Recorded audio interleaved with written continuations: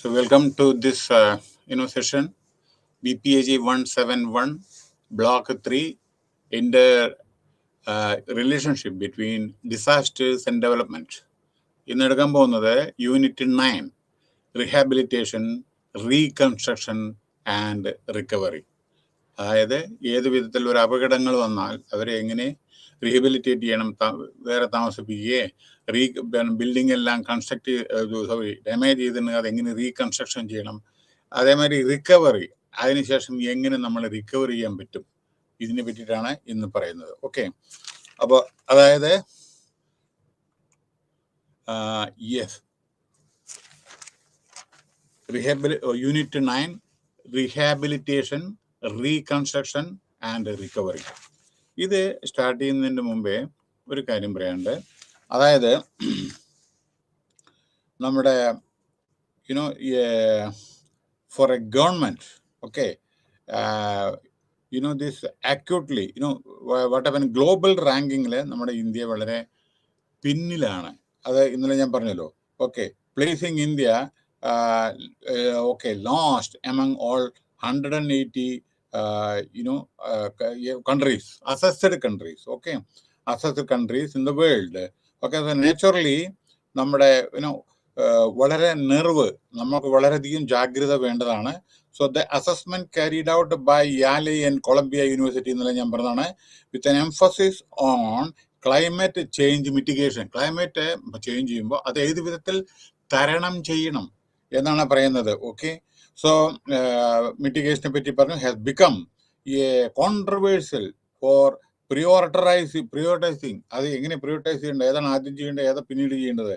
Okay, so prioritising, okay, the flow of green house gases, എന്തെങ്കിലും അപകടങ്ങളെ പറ്റി, അതിന് ഗ്യാസ്, അതേമാതിരി pollutions from countries, while reducing the emphasis on the shock of carbon dioxide. Okay, even stock of carbon dioxide, നമ്മുടെ carbon dioxide വളരെ reduce ചെയ്യണം. Okay, and from industrial countries, that is warming the globe. America, India, China, അതേമാതിരി developing and developed countries industry വളരെ മുമ്പിൽ നിൽക്കുന്നതാണല്ലോ ഇവരൊക്കെ. അപ്പോൾ അവർ ഈ global ഇതിലായിട്ട് വളരെ റോൾ ചെയ്യേണ്ട ഒരു ചെറിയ കാര്യം കൂടി. അതായത് ക്ലാസ്സിലേക്ക് നമ്മൾ പ്രവേശിക്കുന്നതിന് മുമ്പേ, see here one more aspect is there. See, yes, emissions from greenhouse including embedded carbon, okay, in construction materials such as cement, steel, okay, provide scope for reduction. Okay, then India has also got expanded disaggregate route. അതായത് നമ്മുടെ solar energy ഇതെല്ലാം നമ്മൾ ഉപയോഗിക്കുന്നത് വളരെ കമ്മിയായിട്ടാണ്. Thermal പവറിൽ ഇതൊക്കെ ഇതല്ലേ, മറ്റേ കോള ഇതൊക്കെ ഉപയോഗിക്കുമ്പോൾ നമുക്ക് വളരെയധികം ഗ്യാസ് ആകാശത്തേക്ക് എയർ പൊല്യൂഷന് കാരണമായേക്കാം. So India needs to adopt a rigorous dashboard approach in indicators, okay, assigning high weight to the environment. Okay, high right environment ന് വേണ്ടിയിട്ട് നമ്മളെ ശ്രമിക്കണം. ഓക്കെ, അപ്പോൾ അത് പലരും പറഞ്ഞിട്ടുണ്ട്, കാരണം India is in dangerous zone in many parts of the country, actually including coastal belt വളരെ ഡേഞ്ചറസ് ആയിട്ടുള്ള ഇതാണ്. ഇനി റീഹാബിലിറ്റേഷൻ, ഇൻ റീകൺസ്ട്രക്ഷൻ, റിക്കവറി ആണ് നമ്മൾ സംസാരിക്കുന്നത്. Rehabilitation, reconstruction and recovery are 3 essential കാരണങ്ങളായിട്ടുള്ള factors in post disaster phase. അതായത് ഒരു അപകടം സംഭവിച്ചതിന് ശേഷം റീഹാബിലിറ്റേഷനും, അതായത് ഉദാഹരണം എർത്ത് അവിടെയുള്ള ജനങ്ങളൊക്കെ മണ്ണിൻ്റെ അടിപ്പെട്ടിട്ടുണ്ടാവും, അല്ലെങ്കിൽ ചിലപ്പോൾ ഇഞ്ചേർഡ് ആയിരിക്കും. അപ്പോൾ അവർ വീട് നശിച്ചിട്ടുണ്ടാവും, വീടുണ്ട് ഫ്ലഡ്, അപ്പോൾ വേറെ വീട്ടിലേക്ക് മാറ്റേണ്ട അവർക്ക്. അപ്പോൾ റീകൺസ്ട്രക്ഷൻ, എന്താണ് റീകൺസ്ട്രക്ഷൻ? അത് വരുന്നുണ്ട് ഡീറ്റെയിൽ, അപ്പോൾ ഞാൻ പറയാം. റീകൺസ്ട്രക്ഷൻ പറഞ്ഞാൽ നമുക്ക് എല്ലാം ബിൽഡിങ് കൊളാപ്സ്, ബ്രിഡ്ജ് ഒരു നദിയുടെ ബ്രിഡ്ജ് കൊളാപ്സ് ആയി റീകൺസ്ട്രക്ട് ചെയ്യണ്ടേ, എല്ലാം അങ്ങോട്ടും ഇങ്ങോട്ടും പോകാൻ പറ്റുമോ? And recovery, how much time it will take to recover from the, അതായത് ഒരു അപകടം പറ്റിയാൽ അതിൽ നിന്ന് റിക്കവർ ചെയ്യാൻ എത്ര സമയം പിടിക്കും അതും കൂടി നോക്കണം. ഇപ്പൊ ഫ്ലഡൊക്കെ കുറേ കാരണം അതെല്ലാം എടുത്തു പോവും. കാരണം കര, വീട് എല്ലാം എടുത്തു പോവും.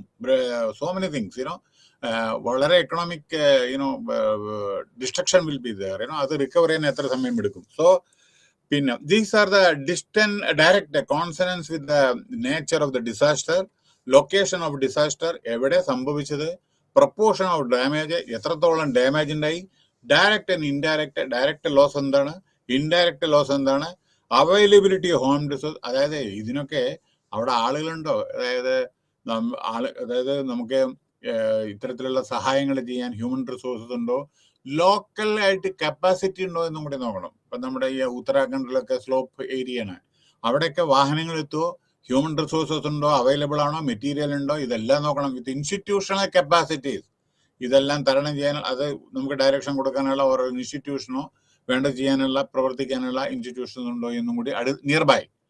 In the precious, this previous unit, we have learned about damage assessment.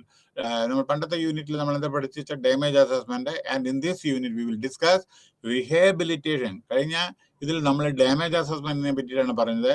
പക്ഷെ ഈ യൂണിറ്റിൽ നമ്മൾ ഡിസ്കസ് ചെയ്യാൻ പോകുന്ന rehabilitation is types, reconstruction, requirement of reconstructions and relevance or recovery as well a problems in recovery. അപ്പൊ റിക്കവറി ചെയ്യാൻ എന്തെല്ലാം problems ഉണ്ട്, അതേമാതിരി റിലവൻസ്, റീകൺസ്ട്രക്ഷൻ മെത്തേഡ് എന്താണ്, എന്തെല്ലാം ഇതാണ് നമ്മൾ ഫേസ് ചെയ്യാൻ പോകുന്നത്.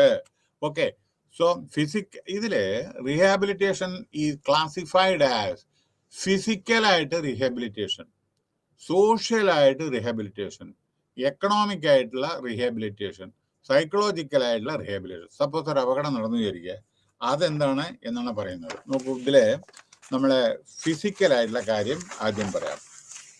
നമ്മളെ ഫിസിക്കലായിട്ടുള്ള നമ്മളെ റീഹാബിലിറ്റേഷൻ എന്താണെന്ന് വെച്ചാൽ നോക്കോളൂ, ചിലപ്പോൾ വാട്ടർ, ഇലക്ട്രിസിറ്റി ഉണ്ടാവില്ല. ഓക്കെ, ഇലക്ട്രിസിറ്റി ഉണ്ടാവില്ല ഫിസിക്കലായിട്ട്. പിന്നെ the communication system, electricity, okay, ഇതൊന്നും റെയിൽവേയുടെ, അതായത് building, railways, house, water supply, the communication systems, electricity, network complete ഇതൊക്കെ അപകടത്തിലായിരിക്കും. സോ ഇത്തരത്തിലുള്ള ഫിസിക്കലായിട്ടുള്ള കാര്യങ്ങൾ ഇൻസ്റ്റാൾ ചെയ്തിട്ട് അതായത് ടെക്നിക്ക് ഉപയോഗിച്ച് രണ്ടാമതും പ്രവർത്തിപ്പിക്കണം. ഇനി സോഷ്യൽ റീഹാബിലിറ്റേഷൻ, ശ്രദ്ധാപൂർവം കേൾക്കണം. സോഷ്യൽ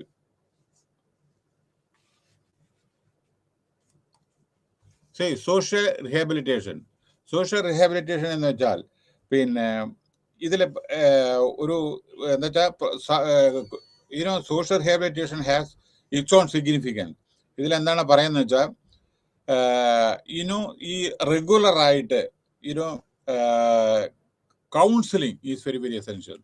ചിലപ്പോൾ എന്തുണ്ടറിയോ, ആളുകൾ അഫക്റ്റഡ് ആയിട്ടുള്ള ആളുകൾ അവർക്ക് കൗൺസിലിംഗ് വളരെ അത്യാവശ്യമായിട്ട് വരും. കാരണം അവർ വളരെ സിറ്റുവേഷൻ, വളരെ പൈസ പോയി, ബിൽഡിങ് പോയി, എല്ലാം പോയി, എല്ലാം നശിച്ചിട്ടുണ്ടായിരിക്കും. ആ സമയത്ത് നമുക്ക് കൗൺസിലിംഗ് ഇതെല്ലാം നടക്കേണ്ടി വരും. എഡ്യൂക്കേഷണൽ കമ്മിറ്റീസ് നമ്മൾ കോൺസ്റ്റിറ്റ്യൂട്ട് ചെയ്യേണ്ടി വരും. പിന്നെ finding reasons who could conduct education, അവരെ അവയർനെസ് കൊടുക്കേണ്ടി വരും, അവയർനെസ്.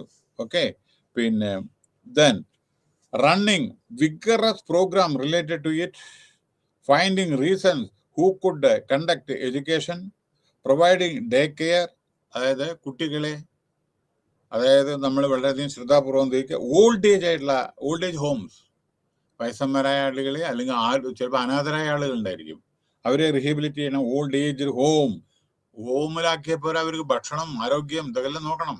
ഇടയ്ക്ക് ഡോക്ടർ ചെക്കപ്പ് ഇതെല്ലാം നടത്തണം. Old age homes. Okay, then അത് കഴിഞ്ഞിട്ട് പിന്നെ സെറ്റിംഗ് കമ്മ്യൂണിറ്റി സെന്റേഴ്സ്. ഓക്കെ, അതായത് നമ്മൾ ഈ ഭക്ഷണങ്ങളും ഇതെല്ലാം കൊടുക്കുന്ന ഓരോരോ കാര്യങ്ങളും നല്ല കാര്യങ്ങളെല്ലാം ചെയ്യുന്ന കമ്മ്യൂണിറ്റി സെന്റർ, ഡിസ്ട്രിബ്യൂഷൻ ഇതൊക്കെ ഉണ്ടല്ലോ, ഫുഡ് ഐറ്റംസ് മറ്റേതൊക്കെ. അപ്പൊ അങ്ങനത്തെ സെന്റേഴ്സ് പിന്നെ അത് വേണം. പിന്നെ ഫണ്ട്, ദെൻ അതിന് ശേഷം നമ്മൾക്ക് എന്താ വേണ്ടത് വെച്ചാൽ ഓക്കെ, ഓൾഡ് ഏജ് പേഴ്സൺസിനും വുമണും ചിൽഡ്രനെയും വളരെ കാര്യമായിട്ട് നമ്മൾ നോക്കണം. ഇനി എക്കണോമിക് റീഹാബിലിറ്റേഷൻ. എക്കണോമിക് എന്ന് വെച്ചാൽ നിങ്ങൾക്കറിയാം, അപകടം പറ്റുന്ന സമയത്ത് എല്ലാം പോയിട്ടുണ്ടാവും, പൈസ എല്ലാം പോയിട്ടുണ്ടാവും. അപ്പൊ എന്താണെന്ന് വെച്ചാൽ broad investigation of actual and എത്ര ലോസ്, എത്ര എന്തെല്ലാം അസാഡ്, ബുദ്ധിമുട്ടുകള്, കമ്പൽഷൻസ്, ഇതെല്ലാം ഗ്രൂപ്പ് നോക്കണം. പിന്നെ അടുത്തത് അതിന് ഇൻവെസ്റ്റിഗേഷൻ. പിന്നെ എങ്ങനെ ഇപ്പൊ ജീവിക്കുക, എല്ലാം പോയി എങ്ങനെ ഇനി മുമ്പാക്കം കൊണ്ടുപോകുക, അതിനെ പറ്റിയിട്ടും ഗവൺമെന്റോ അപ്രോപ്രിയേറ്റ് അതോറിറ്റീസോ തീരുമാനിക്കാം. കാരണം എല്ലാം പോയി നശിച്ച ആളുകളാണ് ഇതിലൊക്കെ കലാമിറ്റിയിലൊക്കെ. അവ ഫ്യൂച്ചറിൽ എന്ത് ചെയ്യും, അതിനെ പറ്റിയിട്ട് ഗവൺമെന്റിന്റെ സഹായങ്ങളും പലതും, പല സ്റ്റേറ്റ് ഗവൺമെന്റ് ആയിക്കോട്ടെ, central government, local self government ആയിക്കോട്ടെ, എല്ലാ സഹായങ്ങളും ചെയ്തു കൊടുക്കണം. പിന്നെ അടുത്തത് പറയാനുള്ളത് സൈക്കോളജിക്കൽ റീഹാബിലിറ്റേഷൻ. എന്താ കാരണം എന്ന് വെച്ചാൽ ഈ മാനസിക വിഷമങ്ങൾ കണ്ടുവാനുണ്ടായിരിക്കും. അതായത് നോക്കൂ, ഈ സൈക്കോളജിക്കൽ എന്ന് വെച്ചാൽ most important steps to rehabilitation of psychological rehabilitation in. അപ്പോൾ അതെന്താണെന്ന് വെച്ചാൽ victims generally experience many types of. ഈ വിക്ടീമിന് പല പ്രശ്നങ്ങൾ ഉണ്ടായിരിക്കും. ഒന്ന് മാനസിക വിഷമം, രണ്ടാമത് അസുഖങ്ങൾ, മൂന്നാമത് എല്ലാ ഡിപ്പെൻഡൻസും ചിലപ്പോൾ പോയിട്ടുണ്ടായിരിക്കും. ഓക്കെ, സോ അവരുടെ സൈക്കോളജിക്കൽ ക്രൈസിസ്, സ്ട്രെയിൻസ് കണ്ടമാനമായിരിക്കും. അപ്പോൾ അവർക്ക് കൗൺസിലിംഗ് പ്രോപ്പറായിട്ട് കൊടുക്കണം, വിക്ടിംസിന് സഹായങ്ങൾ കൊടുക്കണം. അതേമാതിരി അവരുടെ ദയനീയത വളരെയധികം നമ്മളെ പിന്നെ ആദരപൂർവം നമ്മളതെല്ലാം ശ്രദ്ധിച്ച് കേട്ട് വേണ്ടതെല്ലാം നമ്മൾ ചെയ്യണം. ഇനി റീകൺസ്ട്രക്ഷനിലെ development of physical and economic infrastructure, funding, arrangement for reconstruction. പിന്നെ ഒരു പടി പൈസ ചെലവുള്ളതാണത്. റീകൺസ്ട്രക്ഷൻ, വീടുകളെല്ലാം പണിയണം, റോഡുകളെല്ലാം പണിയണം, പാലങ്ങൾ പണിയണം, സ്കൂൾസ് പണിയണം, ഇലക്ട്രിസിറ്റി ഇത് വേണം, എല്ലാം ഡ്രിങ്കിങ് വാട്ടർ ഫെസിലിറ്റീസ് വേണം. ഇതിനെല്ലാം കണ്ടമാനം പൈസ വരും. സോ ഫിസിക്കൽ ഇൻഫ്രാസ്ട്രക്ചർ പറഞ്ഞാൽ നമുക്ക് it includes road, water, drainage, electricity. അതാണ് ഫിസിക്കൽ ഇൻഫ്രാസ്ട്രക്ചർ. അടുത്തത് service infrastructure means transportation, okay, health and education. അടുത്തത് സോഷ്യൽ ഇൻഫ്രാസ്ട്രക്ചർ. അതായത് ഈ services, primary health care, old age home and community centres.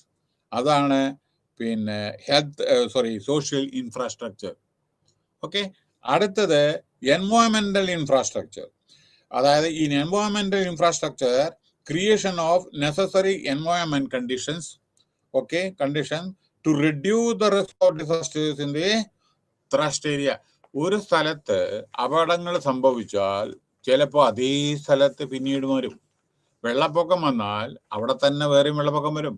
ഭൂമി കുലുക്കം ഉണ്ടെങ്കിൽ രണ്ടാമതും അവിടെ വരാൻ ചാൻസ് ഉണ്ട്. അപ്പൊ അതുകൊണ്ട് വളരെ ശ്രദ്ധാപൂർവം നമ്മളെ കൈകാര്യം ചെയ്യണം. അതായത് ഒന്നങ്ങോട്ട് കഴിഞ്ഞാൽ ലാൻഡ് സ്ലൈഡ്, ഒരു സ്ഥലത്ത് ലാൻഡ് സ്ലൈഡ് വിചാരിക്കുക, അപ്പുറത്തും ലാൻഡ് സ്ലൈഡ് ഉണ്ടായിരിക്കും.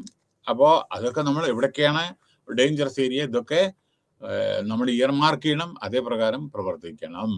ഓക്കെ, പിന്നെ നെക്സ്റ്റ്, യെസ്, ഒരു എർത്ത് ഉണ്ടായാൽ, പിന്നെ ഉദാഹരണം ഗുജറാത്തിൽ പണ്ട് ഒരു വലിയ ഭൂമി കുലുക്കം ഉണ്ടായി. പക്ഷേ അതിൽ പലരും ഓഫർ ചെയ്തു. അതേമാതിരി UNDP, അവര് യുണൈറ്റഡ് നേഷൻ ഡെവലപ്മെന്റ് പ്രോഗ്രാം, അവരും അത് വളരെയധികം സഹായം ചെയ്തു. ടെക്നോളജീസ് എങ്ങനെ വില്ലേജസിനെ രക്ഷിക്കാം, ഏത് വിധത്തിൽ ഇമ്പ്രൂവ്മെന്റ് ചെയ്യാം, അതെല്ലാം നോക്കി. അപ്പോൾ UNDP ഷെൽട്ടർ പ്രോഗ്രാം, പിന്നെ വീടുകൾ എങ്ങനെ വെച്ചു കൊടുക്കാം, അതിലൊന്ന് പറയുന്നത് building local capacity, training of semi-skilled construction workers and the masons in hazard resistant construction. അതായത് ഇത്തരത്തിലുള്ള സാഹചര്യത്തിൽ വീട് എങ്ങനെ വെച്ചു കൊടുക്കുക. കാരണം അധികം ഭൂകമ്പമുള്ള സ്ഥലത്ത് വലിയ നല്ല ബിൽഡിംഗ് കെട്ടരുത്. പിന്നെ ഇപ്പൊ ജപ്പാനിലൊക്കെ അങ്ങനെയാണ്, അധികം നാശനഷ്ടങ്ങൾ, ഒരു ബിൽഡിംഗ് കൊളാപ്സ് ചെയ്തിട്ട് ആളുകൾ കൂടുതൽ മരിക്കില്ല. ആ ബിൽഡിങ്ങിന്റെ കൺസ്ട്രക്ഷൻ അതേ വിധമാണ്. അപ്പൊ അതനുസരിച്ചിട്ട് അവർ ഇത്തരത്തിലുള്ള ട്രെയിനിങ് കൊടുക്കുക, ഏത് വിധത്തിൽ വീട് വെക്കണമെന്ന്. കാരണം ഈ ലാൻഡ് സ്ലൈഡ്, ഇപ്പൊ ഉദാഹരണം ഞാൻ സിൻസ് യുവർ ഒരു മലയാളികൾ ആരെങ്കിലും ഉണ്ടെങ്കിൽ മലയാളികളോട് പറയാണ്. ഇപ്പൊ നമ്മുടെ ഈ വെള്ളപ്പൊക്കത്തിന് ശേഷം ഇടുക്കി ഡിസ്ട്രിക്റ്റില് അവിടെ ഈ സ്ലോപ്പിംഗ് ഏരിയ, അവിടെ നിന്ന് വീട് വെക്കാനോ ടവർ ബിൽഡിങ്സ് ഒന്നും കെട്ടാൻ പാടില്ല. അത് പ്രൊഹിബിറ്റഡ് ആണ്. വലിയ വലിയ ഉയരത്തിലുള്ള ബിൽഡിംഗ് ഒന്നും കെട്ടാൻ പാടില്ല. കാരണം ലാൻഡ് സ്ലൈഡ് ഉണ്ടായിരിക്കും. കാരണം അതോടുകൂടിയാണ് പോകും. പിന്നെ ഏറ്റവും ഡേഞ്ചറസ് തിങ് എന്താണെന്ന് വെച്ചാൽ അപ്പുറത്ത് ഇടുക്കി ഡാം, ഇപ്പുറത്ത് മുല്ലപ്പെരിയാർ ഡാം, ഇപ്പുറത്ത് ഒരു 100 വേറെ നദികൾ പോരെ, അനവധി നദികൾ ഇല്ലേ, 100 ഇപ്പുറത്ത് പെരിയാർ, അതേമാതിരിയുള്ള സോമന്. ഏറ്റവും വലിയ ഡേഞ്ചറസ് ആയിട്ടുള്ള സ്ഥിതി എന്താ പറയുക, ഒരേ റിവറില് ഒരു പെരിയാറിന്റെ തീരെ തന്നെ അനവധി ഡാമുകളാണ്. ഒന്ന് പൊട്ടിയാൽ മറ്റേത് പൊട്ടിയാൽ മറ്റേക്ക്. അപ്പൊ അതൊക്കെയാണ് നമ്മൾ ശ്രദ്ധാപൂർവം കൈകാര്യം ചെയ്യേണ്ടത്. കാരണം ഒരു വിധത്തിലും നേച്ചറോട് കളിക്കരുത്. അതൊന്നും കുഴപ്പമില്ല എന്ന് വിചാരിച്ചാൽ കുഴപ്പമുണ്ടാവും, പേടിക്കണ്ട. കാരണം എന്താ വെച്ചാൽ ഇത്രയോ ഇപ്പം ഞാൻ ആൾറെഡി ക്ലാസ് എടുത്തു കഴിഞ്ഞാൽ അതിലൊക്കെ സീരിയസ്നെസ് ഞാൻ പറഞ്ഞു കഴിഞ്ഞു. എസ്പെഷ്യലി ഇന്ത്യ ഡിസാസ്റ്റർ പ്രോൺ ഏരിയയാണ്. ഇപ്പൊ നിങ്ങൾ ആസാമിൽ എത്ര ലക്ഷം ആളുകൾക്കാണ് വെള്ളപ്പൊക്കത്തിൽ വീടില്ലാണ്ടൊക്കെ അവിടെ ഇവിടെയൊക്കെ താമസിക്കുന്നു, ആലോചിച്ച് നോക്കൂ. അപ്പോൾ അത് കഴിഞ്ഞ് വേറെ സ്ഥലത്ത്, കാരണം ക്ലൈമറ്റിന്റെ ഒരു സ്ഥലത്ത് സപ്പോസ് കർണാടകയിൽ മഴ പെയ്യുമ്പോൾ തമിഴ്നാട്ടിൽ മഴ പെയ്യില്ല, തമിഴ്നാട്ടിൽ വെള്ളപ്പൊക്കം ഉണ്ടാവും, മറ്റിടത്ത് ആന്ധ്രാപ്രദേശിൽ ഉണ്ടാവില്ല. അങ്ങനെയാണല്ലോ സംഭവം. അപ്പോൾ ഓരോരോ സംസ്ഥാനം കഴിഞ്ഞ് വേറെ സംസ്ഥാനത്ത് വേറൊരു വിധത്തിൽ അങ്ങനെയൊക്കെയുള്ള അപ്പോൾ അതൊക്കെ നമ്മളെ ഫേസ് ചെയ്യേണ്ടി വരും. Okay, no. അപ്പോൾ ഹെൽപ്പ് ബിൽഡിങ്. പിന്നെ അതേമാതിരി ആരെല്ലാം മരിച്ചിട്ടുണ്ടോ ചിലർക്കൊക്കെ, അപ്പൊ ബാക്കി റിമൈനിങ് ആളുകളുടെ ജീവിത രീതി ഏത് വിധത്തിൽ മുന്നോക്കം കൊണ്ടുപോകാം അതും കൂടി നമ്മൾ നോക്കണം. പിന്നെ ഫണ്ടിങ് ആവശ്യമാണ്. റീകൺസ്ട്രക്ഷൻ ഫണ്ടിങ് വളരെയധികം ആവശ്യമുണ്ട്. ഡെവലപ്മെന്റ് ഓഫ് ഫിസിക്കൽ ഫണ്ടിങ് ആവശ്യം. പിന്നെ ഏറ്റവും പ്രധാനപ്പെട്ട വേറൊന്ന് നോക്കൂ, national disaster response fund, NDRF. Actually force ആണ്, റെസ്പോൺസ് ഫോഴ്സ് ഉണ്ട്. ഇതില് ബൈ മിസ്റ്റേക്ക് ഫണ്ടാണ് എഴുതിയിരുന്നത്. നിങ്ങളുടെ ബുക്കില് ഫണ്ടാണ് എഴുതിയിരുന്നത്. ഫോഴ്സും ഉണ്ട്. അതായത് ഇത്തരത്തിലുള്ള നാച്ചുറൽ കലാമിറ്റി ഉള്ള സമയത്ത് ഓടിയെത്തും അവര്. There is A separate force created for this. അപ്പൊ അവരുടെ യൂണിഫോം അതുണ്ട്. അവര് ഹെലികോപ്റ്ററിലോ എവിടെയെന്ന് വെച്ചാൽ അവിടെ എത്തി പറന്നെത്തും അവിടെ കംപ്ലീറ്റ്. ഓക്കെ, അവര് എന്നിട്ട് സഹായിക്കും. വെള്ളപ്പൊക്കത്തിലുള്ള ഭൂമി കുലുക്കത്തിലുള്ള വളരെ അവരുടെ സേവനം വളരെ. പക്ഷെ ഒരു കാര്യമുണ്ട്, അവരോടൊപ്പം നമ്മുടെ ലോക്കൽ പോലീസും ഫയർ ഫൈറ്റിങ്ങും നേവിയും എയർഫോഴ്സും ഒക്കെ ഹെൽപ്പ് ചെയ്യണം. അവർക്ക് ഒറ്റയ്ക്ക് അവരുടെ ഫോഴ്സ് വളരെ കമ്മിയാണ്, പക്ഷെ അവർ ട്രെയിൻഡ് ആണ്. മനസ്സിലായില്ലേ? ഈ വെള്ളത്തിൽ കൂടെ മറ്റാളുകളെ രക്ഷിക്കാനും മറ്റേതൊക്കെ പല വിധത്തിൽ കാട്ടില് മറ്റേതിലൊക്കെ കുടുങ്ങിയിരിക്കുന്ന ആളുകളൊക്കെ ഉണ്ടല്ലോ, വളരെ എക്സ്പീരിയൻസ്ഡ് ആളുകൾ. ഓക്കെ, പിന്നെ അവരെ നമ്മൾ we have to take care of their life also. ശ്രദ്ധിക്കണം, അവരല്ലാണ്ട് നമ്മളെ രക്ഷിക്കും, അവരുടെയും ജീവൻ നമ്മൾ കാത്തു സൂക്ഷിക്കണം കേട്ടോ. പിന്നെ അപ്രകാരത്ത് നാഷണൽ ഡിസാസ്റ്റർ അതേമാതിരി സ്റ്റേറ്റിലുണ്ട്. അതേമാതിരി ഡിസാസ്റ്റർ റെസ്പോൺസ്, അതായത് നാഷണൽ ഇതിന് വേണ്ടി ഒരു ഫണ്ട് രൂപീകരിച്ചിട്ടുണ്ട്. അതേ പ്രകാരം സ്റ്റേറ്റിലുണ്ട് SDRF. നമ്മുടെ നേച്ചുറൽ കലാമിറ്റി യഥാർത്ഥത്തിൽ പ്രൈം മിനിസ്റ്റർ, ഹോം മിനിസ്റ്റർ കീഴിലാണ് ശരിക്കും യഥാർത്ഥത്തിൽ വരുന്നത്. പ്രൈം മിനിസ്റ്ററുടെ ഇത് റിലീഫ് ഫണ്ട് ഉണ്ട്, ചീഫ് മിനിസ്റ്റർ റിലീഫ് ഫണ്ട്, സ്റ്റേറ്റിൽ ഡിസാസ്റ്റർ റെസ്പോൺസ് ഫണ്ട് ഉണ്ട്, അപ്പോൾ മിറ്റിഗേഷൻ ഫണ്ട് ഉണ്ട്. അതായത് നമുക്ക് എന്തെങ്കിലും ഉണ്ട് എന്നുണ്ടെങ്കിൽ അത് ഉടനടി അവര് മിറ്റിഗേറ്റ് ചെയ്യാനും ജനങ്ങൾക്ക് സേവനം ചെയ്യാനും വേണ്ടിയുള്ള ഫണ്ടാണത്. അപ്പൊ ഇതൊക്കെ വളരെ ശ്രദ്ധാപൂർവം കൈകാര്യം ചെയ്യണം. Please remember, there are a lot of allegations while using this type of disaster fund utilization. Kindly keep in mind. നമ്മളെ ഈ നാഷണൽ അതേമാതിരി ഇതേമാതിരി വരണ സമയത്ത് പ്രൈം മിനിസ്റ്റർക്ക് അവിടെ യാതൊരു കുഴപ്പമില്ല. പ്രൈം മിനിസ്റ്റർക്കൊക്കെ ചീഫ് മിനിസ്റ്റർക്ക് റിലീഫ് ഫണ്ടിൽ ഡൊണേറ്റ് ചെയ്യുന്നുണ്ട്. അത് ഇൻകം ടാക്സ് എക്സംഷൻ ഉണ്ട്. പക്ഷെ ചില കോർണറിന്, നോട്ട് ആൾ ഇന്ത്യ, കോർണറിന് വരുന്നുണ്ട് ഈ ഫണ്ട് സംടൈം പ്രോപ്പർലി നമ്മളത് ഡൈവേർട്ട് ചെയ്യുന്നത് ചില വേറെ കാര്യങ്ങൾക്ക്. അത് പാടില്ല. കാരണം എന്താ അറിയോ, നമുക്ക് പലതും ചെയ്യാൻ കിടക്കുന്നുണ്ട്. പാലങ്ങൾ പണിയണം, വീടുകൾ പണിയണം, റോഡ് പണിയണം, ഇലക്ട്രിഫിക്കേഷൻ വേണം, കൾവെർട്ട്, ഡ്രെയിനേജ് സിസ്റ്റം ചെയ്യണം, എന്തെല്ലാം. ചിലപ്പോൾ സ്കൂളുകളുടെ ബിൽഡിംഗ് എല്ലാം പൊളിയുണ്ട്, അപ്പോൾ സ്കൂൾ പണിയണം. ഹെൽത്ത് സെന്റർ ബിൽഡിംഗ് പൊളിച്ച് ഹെൽത്ത് സെന്റർ പൊളിയണം. എല്ലാം ട്രാൻസ്പോർട്ട് ഇത് ഒക്കെ ഇതൊക്കെ നശിച്ചു പോകുന്നതാണ് ഓരോരോ ഇതിലേ. ഇത് കേൾക്കലെല്ലാം പോയില്ലേ. So recommendation of the fourth finance commission, no national response fund. ഇത് ഞാൻ പറഞ്ഞു, ഇത് സ്റ്റേറ്റിലും ഉണ്ട്. അത്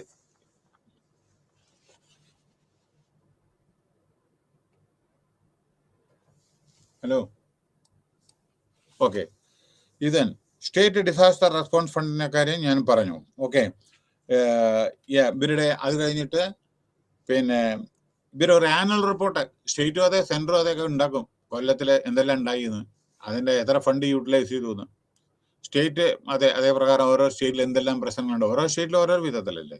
ചിലയിടത്ത് സൈക്ലോൺ ഉണ്ടാവും, ചിലയിടത്ത് ഇത് ഇപ്പോൾ ഹിമാചൽ പ്രദേശ്, ജമ്മു കാശ്മീരിൽ വേറെ വിധത്തിലായിരിക്കും, സ്നോ ഫാളിങ്ങും മറ്റേ ഇതും, complete road block, complete everything അല്ലേ. എത്രയോ അപകടങ്ങൾ സംഭവിക്കുന്നുണ്ട് ഉത്തരാഖണ്ഡ്, അതൊക്കെ. അപ്പോൾ ഓരോ സ്റ്റേറ്റിനും ഓരോന്നുണ്ട്, അതിന്റെ ബാലൻസ് ഷീറ്റും മാനുവൽ റിപ്പോർട്ടും എക്സ്പെൻഡിച്ചറും ഇതൊക്കെ ഉണ്ട്. അപ്പൊ ഇതില് ഒരു പോയിന്റും കൂടി ഞാൻ നിങ്ങളോട് പറയാൻ ആഗ്രഹിക്കുന്നു, ഇതൊന്ന് ശ്രദ്ധിച്ചു പോയി കിട്ടുള്ളൂ. EPI എന്ന് പറഞ്ഞാൽ എൻവയോൺമെന്റൽ പെർഫോമൻസ് ഇൻഡെക്സ്, EPI. CHG പറഞ്ഞാൽ green house gas emissions. NDRF പറഞ്ഞാൽ നാഷണൽ ഡിസാസ്റ്റർ ഫണ്ട്. UNDP പറഞ്ഞാൽ UN development programme. SDRF state disaster response fund. അടുത്തത് HLC high level committee.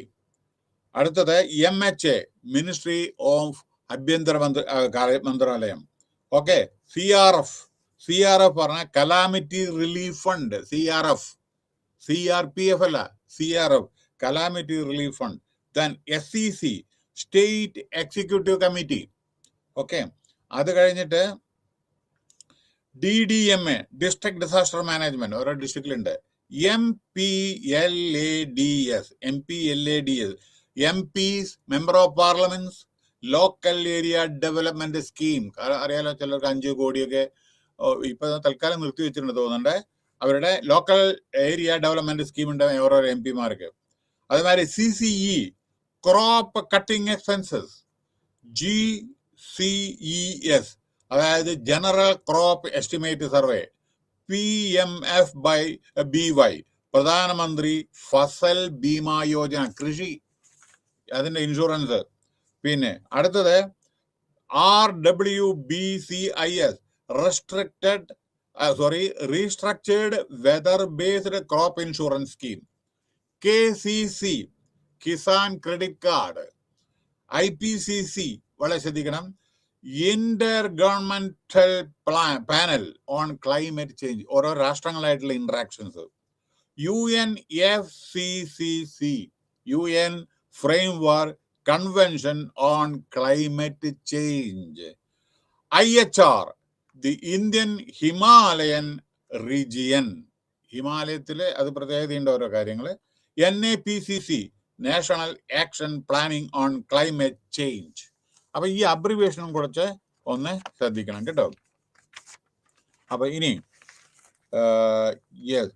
State disaster ഫണ്ടിനെ പറ്റിയിട്ട് പറഞ്ഞു. ഇനി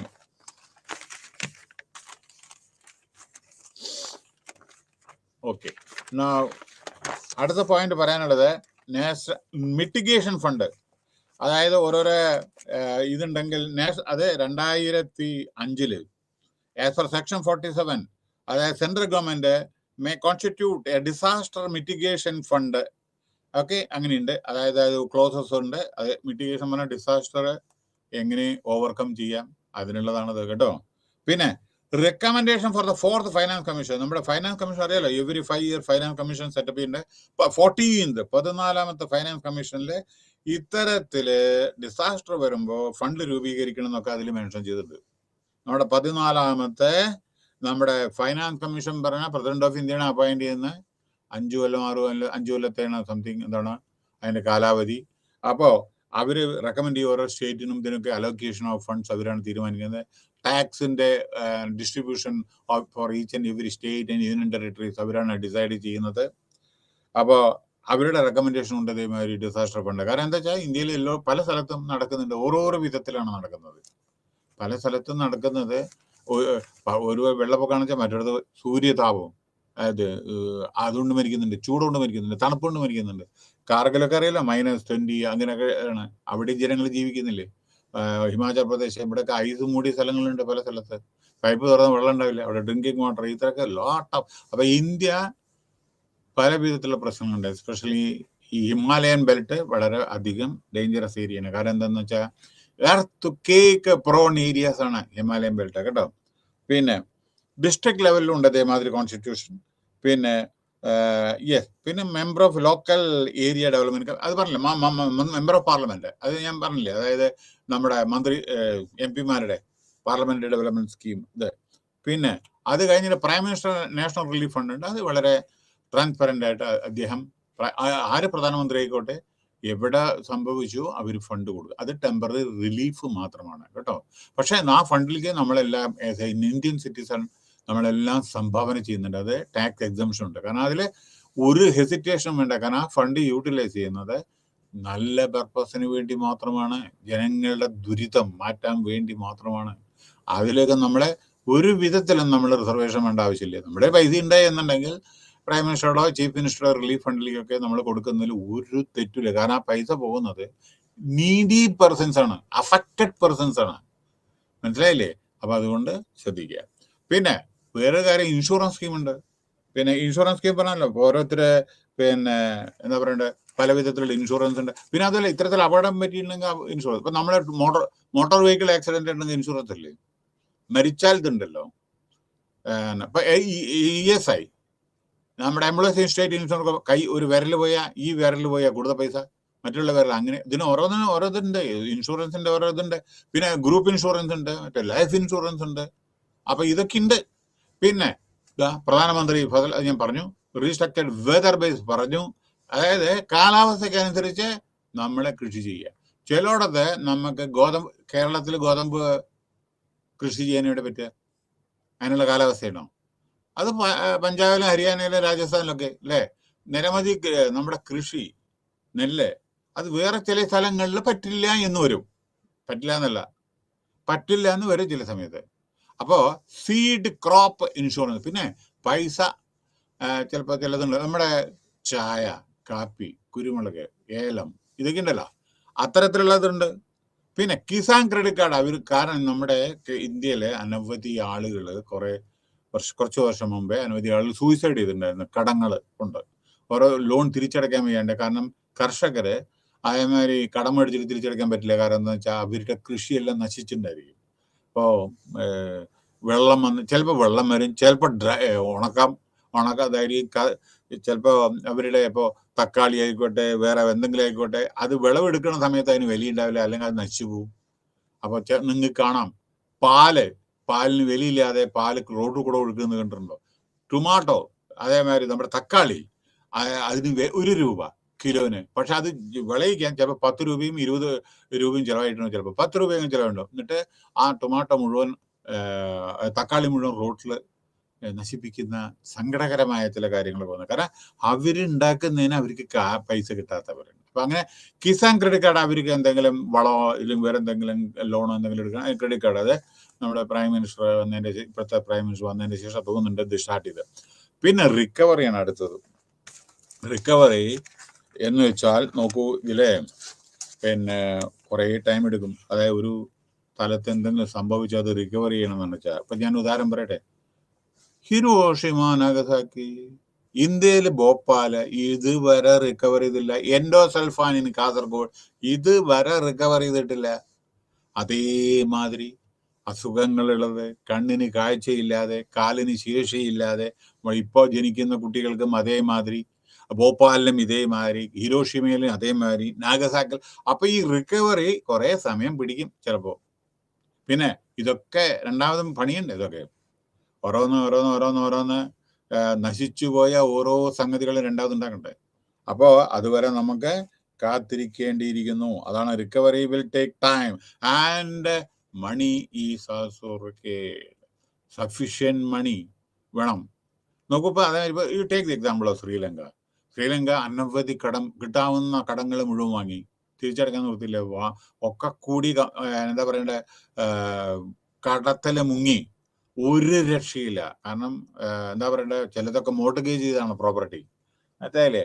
അപ്പോ ഇപ്പൊ അത് റിക്കവറി ചെയ്യാന്ന് വെച്ചാൽ ഒരുപടി അനവധി നമ്മുടെ ഇന്ത്യക്ക് ഹെൽപ്പ് ചെയ്തിട്ടുണ്ട്. അപ്പൊ റിക്കവറി എന്ന് പറയുന്നത് അത്ര എളുപ്പമല്ല കേട്ടോ. അങ്ങനെ വിചാരിക്കാതെ പെട്ടെന്ന് അങ്ങോട്ട് റിക്കവർ ചെയ്യുന്നത്. അപ്പോ അതൊന്ന് ground for this recovery activity. അപ്പൊ ഇതിന് ഐഡന്റിഫിക്കേഷൻ എന്താണ്? ആദ്യം റിക്കവറി എന്താണ് ഇതിന്റെ പ്രശ്നം, അതിന്റെ ഓവറോൾ സ്ട്രാറ്റജി, ഏത് വിധത്തിൽ റിക്കവറി ചെയ്യണം. പിന്നെ പല വിധത്തിലുള്ള റിക്കവറി ഉണ്ട്. പിന്നെ ഇൻഡിവിജ്വൽ ഓർഗനൈസേഷൻസ്, ഇതിന് ഓരോരോ ഓർഗനൈസേഷന്റെ ഹെൽപ്പ് ചിലപ്പോൾ വേണ്ടി വരും. ചിലത് റിക്കവർ ചെയ്യണമെന്ന് വെച്ചാൽ ഓരോരോ ഓർഗനൈസേഷൻ്റെ ഹെൽപ്പും കൂടി നമുക്ക് ആവശ്യം വരും. അല്ലാണ്ട് നമുക്ക് സിംഗിൾ ഹാൻഡ്ലി നമുക്ക് ചെയ്യാൻ പറ്റില്ല.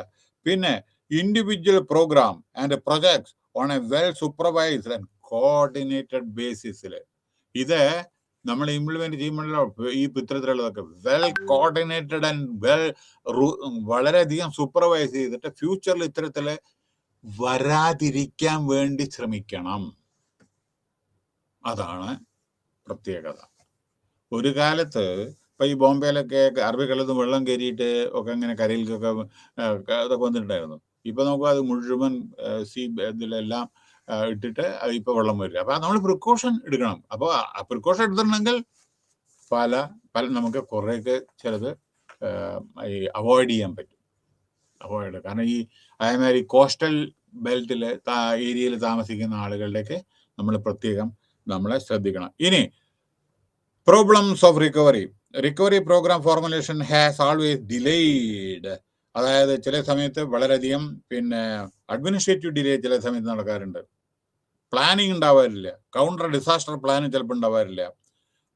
എക്സ്റ്റൻസീവ് ഡാമേജ് ആയിരിക്കും. അപ്പം കുറേ ടൈം എടുക്കുന്നത്.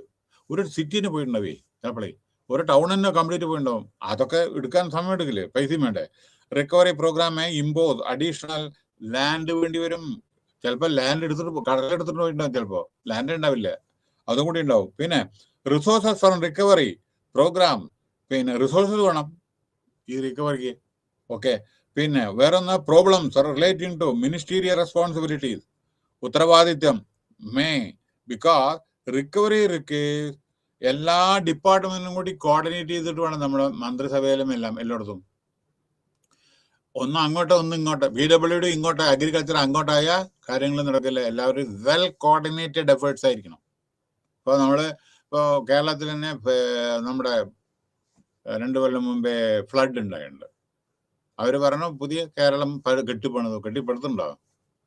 കാരണം പലതും ഞാൻ അതിനെപ്പറ്റി പറയുന്നില്ല. അതിനാണ് പറഞ്ഞത് well coordinated efforts are required to recover from this type of natural calamities. എപ്പോഴും എന്നും സംഭവിക്കും. അതൊക്കെ നമ്മൾ പ്ലാൻ ചെയ്തിട്ട്, ഇപ്പൊ ചിലപ്പോൾ നമ്മൾ സിറ്റി ഉണ്ടാക്കുന്നുണ്ട് അല്ലെ, ഓരോരോ സിറ്റി ടൗണ്, അവിടെ നമ്മൾ പ്ലാൻ ചെയ്യാതെ എടുത്തിട്ടുണ്ടായിരുന്നുണ്ടെങ്കിൽ പലതും സംഭവിക്കും. നോക്കൂ, take the example of Chandigarh, well planned city in India എന്നൊക്കെയാണ്. പക്ഷെ നമ്മളെ ഇപ്പൊ take the example of Chennai, അങ്ങോട്ടും ഇങ്ങോട്ടും ഡ്രെയിനേജ് ചിലയിടത്ത് ബ്ലോക്ക്, ഒഴുകിപ്പോയില്ല. പെട്ടെന്ന് വെള്ളപ്പൊക്കം വന്നു, അങ്ങോട്ട് കയറി മേപ്പെട്ട് ഒഴുകിപ്പോകാൻ സ്ഥലമില്ല. അപ്പൊ അതുകൊണ്ട് നമ്മുടെ town planning is very very essential. നമ്മുടെ ഡ്രിങ്കിങ് വാട്ടർ ഫെസിലിറ്റീസ്, ഇതെല്ലാം നമ്മുടെ ഈ വെള്ളങ്ങളൊക്കെ ഒഴുകിപ്പോകാൻ അഴുക്കുചാലുകളൊക്കെ വളരെ നമ്മൾ പ്രോപ്പറായി ചെയ്തിട്ടില്ലെങ്കിൽ കടലിൽ നിന്ന് വെള്ളം ഇങ്ങോട്ട് വരും, പേടിക്കണ്ട.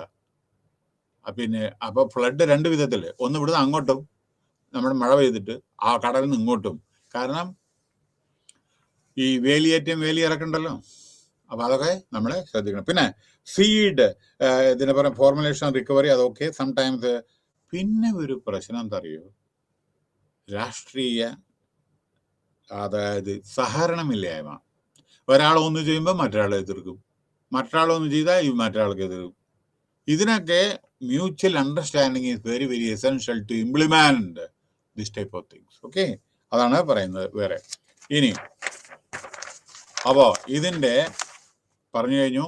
Conclusion: in this union the issues of rehabilitation, okay, reconstruction, recovery have been discuss. Various types of rehabilitation, namely physical, social, economic and psychological, have been പറഞ്ഞു. Besides describing the concept of reconstruction, its major steps has been made. Reconstruction ചെയ്യുമ്പോൾ എന്തെല്ലാം നമ്മൾ ശ്രദ്ധിക്കണം? Economic, physical, psychological aspect, ഇതൊക്കെ നമ്മൾ ശ്രദ്ധിക്കുക. ഓരോരുത്തരുടെ സന്ദർഭത്തിൽ ഞാൻ ഇന്നലെ എല്ലാ ഉദാഹരണങ്ങൾ പറയുന്നുണ്ട്. Toward this and the discussion is on the problems. ഒരു റിക്കവറി ചെയ്യുന്ന സമയത്ത് പ്രോബ്ലംസ് അനവധി ഉണ്ടായിരിക്കും. അത് ആൾറെഡി നമ്മൾ എക്സ്പ്ലെയിൻ ചെയ്ത് കഴിഞ്ഞു. Okay, now next unit, climate change. വളരെ വളരെ ഇമ്പോർട്ടൻ്റ് ആണ് ഈ യൂണിറ്റ് കേട്ടോ. ലോകം തന്നെ ഇന്ന് ഫേസ് ചെയ്യുന്ന ഏറ്റവും വലിയ one of the biggest issues ഇതാണ്, ക്ലൈമറ്റ് ചേഞ്ച്.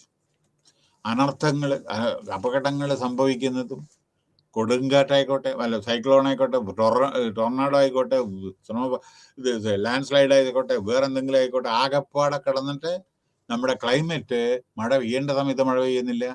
അതേമാതിരി വേനൽ സമയത്ത് മഴ പെയ്യും, റെയിനി സീസണിൽ മഴ പെയ്യില്ല. അങ്ങനെയൊക്കെയുള്ള പല പല പ്രശ്നങ്ങളും കംപ്ലീറ്റ് മാറിക്കൊണ്ടിരിക്കുകയാണ്. കാരണം ഗ്ലോബൽ വാർമിംഗ്, ടെമ്പറേച്ചർ കൂടിക്കൊണ്ടിരിക്കുകയാണ്. അപ്പോൾ അതിനെ പറ്റിയാണ് പറഞ്ഞത്. ഇനി ഈ നമ്മുടെ ക്ലൈമറ്റ് ചേഞ്ചിനെ പറ്റിയിട്ട് unit 10 understanding weather and climate, രണ്ടിൻ്റെയും difference. Understanding climate change adaptation.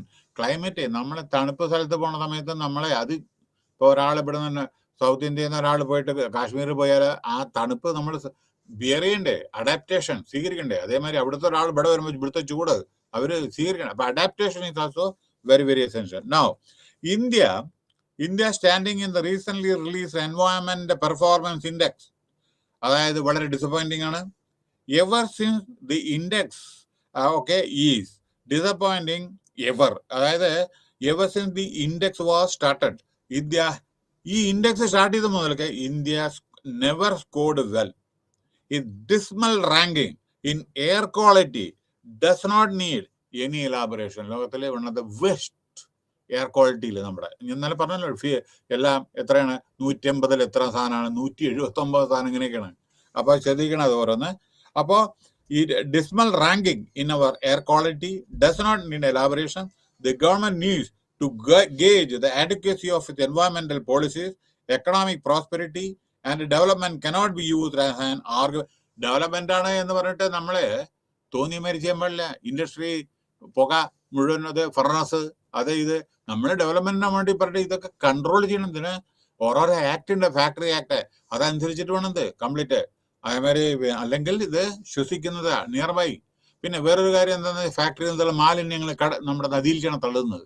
ആ നദിയിലത്തെ വെള്ളമാണ് നമ്മൾ ഡ്രിങ്കിങ്ങിന് വേണ്ടി ഉപയോഗിക്കുന്നത്. ഓഫ് കോഴ്സ് നമ്മൾ പ്യൂരിഫൈ ചെയ്തിട്ടാണെങ്കിലും അതിൽ പലതും അവശേഷിക്കുന്ന ചില വിധത്തിലുള്ള പോയ്സണസ് പല പാർട്ടിക്കിൾസ് ഉണ്ടാവും അതിൽ. ശ്രദ്ധിക്കണം, നമ്മൾ എത്ര ഇതായാലും ശരി അതിലുണ്ടാവും. അപ്പൊ ഇതൊക്കെയാണ് ഒന്ന് ശ്രദ്ധിക്കേണ്ടത്. നൗ നമ്മളിതിൽ പറയാൻ പോകുന്നത് ക്ലൈമറ്റ് ചേഞ്ചിൽ പറയാൻ പോകുന്നത് ആൾറെഡി ഞാൻ പറഞ്ഞു. അപ്പൊ ഇനി ഇതിന്റെ introduction. Climate change is a major global എൻവയോൺമെന്റൽ and developmental problem. Though all the possible consequences of climate change are yet to be understood. Understood, it is now established that adverse impacts are likely from an increased frequency of extreme weather, floods and droughts, submergence of coastal area due to sea level. നമ്മുടെ see level കൂടിയാണ് മേപ്പെട്ട, അറിയില്ലേ? അതായത് ഞാനതെല്ലാം already ഞാൻ പറഞ്ഞു കഴിഞ്ഞു. കാരണം ഈ temperature കൂടുമ്പോൾ ഐസ് ഉരുകി നമ്മുടെ അന്റാർട്ടിക്ക, ആർട്ടിക്ക ആ ഏരിയയില്, ഗ്രീൻലാൻഡ് അതേമാതിരിയുള്ള ഏരിയ ഉണ്ട്, അവിടെ നിന്ന് ഐസ്ലാൻഡ് മറ്റു സ്ഥലങ്ങൾ അത് ഉരുകിയിട്ട് കടലിലേക്ക് വീണേ. ഉരുകുന്നത് എന്തുകൊണ്ടാണ്? ഗ്ലോബൽ വാർമിങ്, ചൂട് കൂടുകയാണ്, ഈ എയർ പൊല്യൂഷനും മറ്റേതും. നോക്കൂ, വേറെ കാര്യം, നമ്മുടെ ഓരോരോ എയർപോർട്ട് നോക്കൂ. ഈ എയർപോർട്ടിൽ നിന്ന് നമ്മുടെ പ്ലെയിന് മേപ്പെട്ട് ടേക്ക് ഓഫ് ചെയ്യുന്ന ലാൻഡിങ് ഉണ്ടല്ലേ, ഇതിലെത്ര ആകാശത്തിൽ പുക പോകുന്നത്?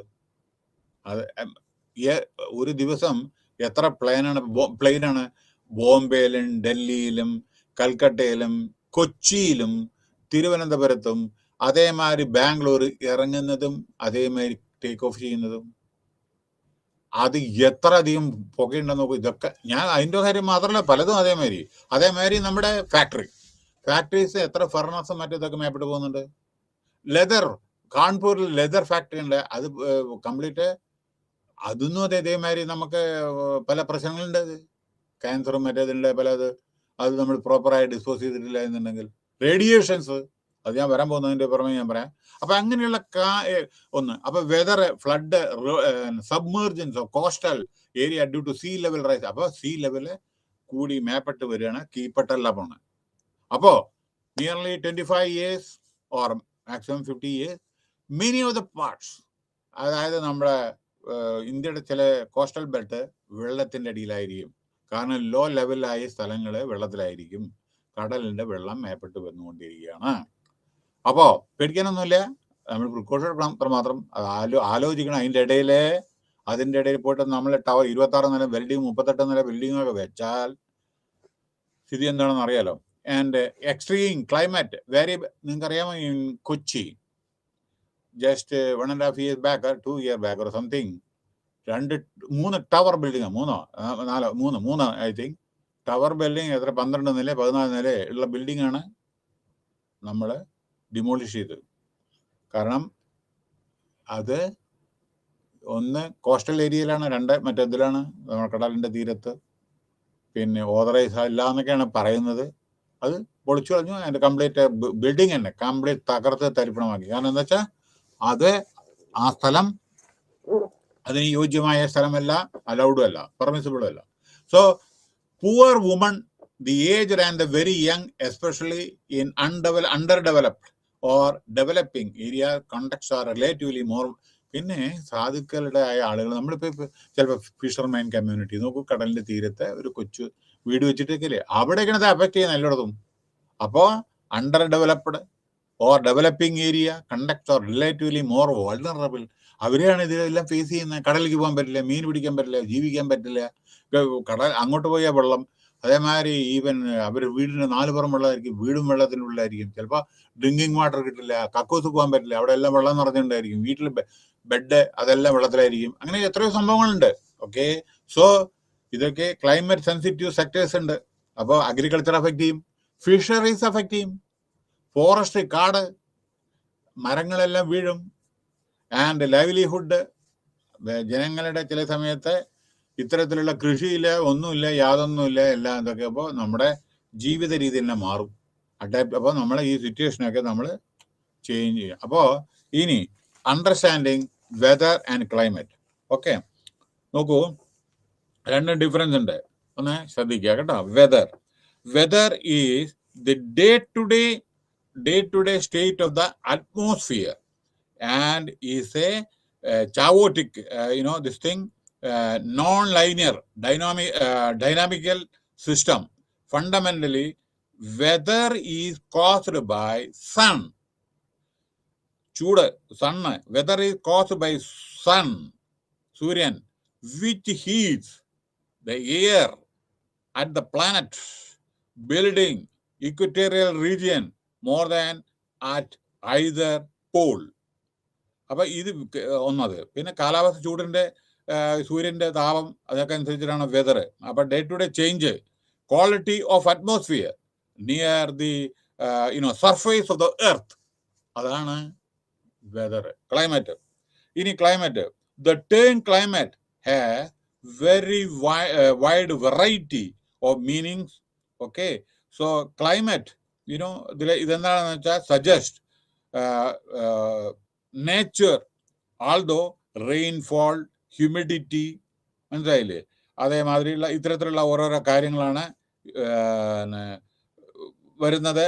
When we think of climate, it is often the ഓരോരോ ഇതിനെ പറ്റിയിട്ട് എന്താ പറയണ്ടേ, possible shorter impact of the climate to increase the atmosphere, carbon dioxide, ഇതേമാതിരി ഗ്രീൻ ഹൗസ് ഗ്യാസ്, ഇതേമാതിരിയുള്ളതൊക്കെയാണ് ക്ലൈമറ്റിൻ്റെ ഈ ഓരോ വ്യതിയാനത്തിന് കാരണമായി തീരുന്നത്. Climate is determined by large scale, okay, pattern of force beginning, okay, to the position of the earth 93 million miles from the sun close. അതേമാതിരി ഇത് ഈ ക്ലൈമറ്റ് എൻ്റർലി ഡിഫറെൻ്റ് ആണ്. അത് എന്താണ് പറയുന്നത് എന്ന് വെച്ചാൽ, ഒന്ന് നമ്മുടെ റെയിൻഫോള്, ഹ്യൂമിഡിറ്റി, ഇതേമാതിരിയുള്ള ഓരോ കാര്യങ്ങൾ അപേക്ഷിച്ചിട്ടാണ് മറ്റ് വെതർ എന്ന് വെച്ചാൽ സണ്ണിൻ്റെ, സൂര്യൻ്റെ ഡേ ടു ഡേ ആക്ടിവിറ്റീസും മറ്റിതൊക്കെയാണ്. അപ്പോൾ ക്ലൈമറ്റിൻ്റെ പറഞ്ഞു. ഇനി climate change, yes, it is changing and sometimes frequently, ചിലപ്പോൾ ചൂട്, ചിലപ്പോൾ തണുപ്പ്, ഇതേമാതിരിയുള്ള ഓരോ കാര്യങ്ങൾ ക്ലൈമറ്റ് ചേഞ്ച് റെഫർ. അതുകൊണ്ടാണ് ഒരു സ്ഥലത്തേക്ക് എവിടെയെങ്കിലും പോകുമ്പോൾ നിങ്ങൾ അവിടെ എത്തുമ്പോൾ അവിടുത്തെ ക്ലൈമറ്റ് എന്താണെന്ന് നോക്കണം. ഇപ്പം ലണ്ടനിലാണ് പോകണമെന്ന് വെച്ചാൽ നിങ്ങൾ ഇവിടെ ചൂടുന്ന പോകണം, അവിടെ പോയി തണുപ്പായിരിക്കും. അമേരിക്കയിലൊക്കെ പോകുമ്പോൾ അത് നമ്മൾ എത്രത്തോളം ഉണ്ടെന്ന് നമുക്കറിയാം, ഓരോരോ ഇത് നോക്കിയറിയാം. അപ്പോൾ ക്ലൈമറ്റ് ചേഞ്ച് വളരെ എസെൻഷ്യൽ ആണ്. പിന്നെ അടുത്തത് climate change impact on the globe.